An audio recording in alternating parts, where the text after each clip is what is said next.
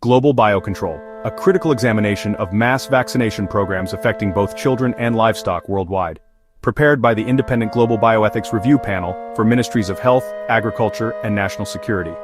The global push for widespread vaccination of children and livestock has intensified, framed as responses to pandemics and biosecurity risks. However, concerns are growing over the speed of mandates, lack of long-term safety data, and potential corporate influence over national policy.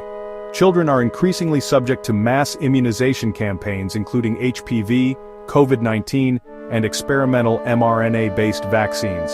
In some regions, consent frameworks have shifted from parental authority to state-led mandates. Livestock face mass vaccination programs tied to international food safety protocols. RNA-based livestock vaccines are being introduced for diseases like avian flu, raising concerns about cross-species gene transfer.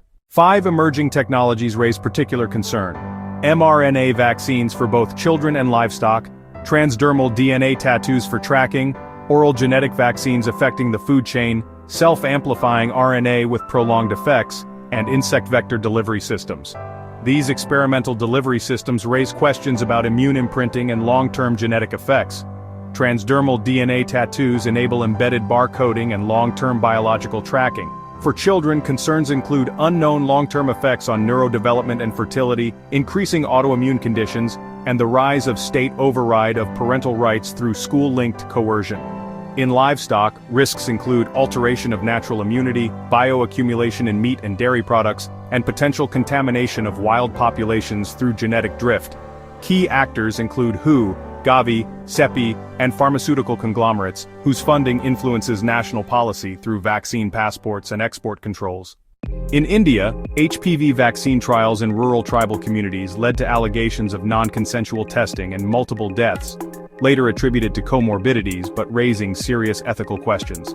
Brazil faced pressure to use genetically engineered vaccines on cattle for export compliance, highlighting how trade requirements can override national sovereignty. In Kenya, UN-backed tetanus vaccinations contained human chorionic gonadotropin hormones, raising fears about sterilization programs disguised as public health initiatives. The report recommends enacting bio-sovereignty legislation requiring independent evaluation of all vaccines, not just WHO approval, and establishing transparent national biotech panels. Nations must require full ingredient disclosure of adjuvants and nanomaterials, ban coercive practices, and conduct routine food chain safety audits. Critical questions for leaders: are pharmaceutical donors influencing your laws? Do parents and farmers feel coerced? Are independent studies conducted before deployment?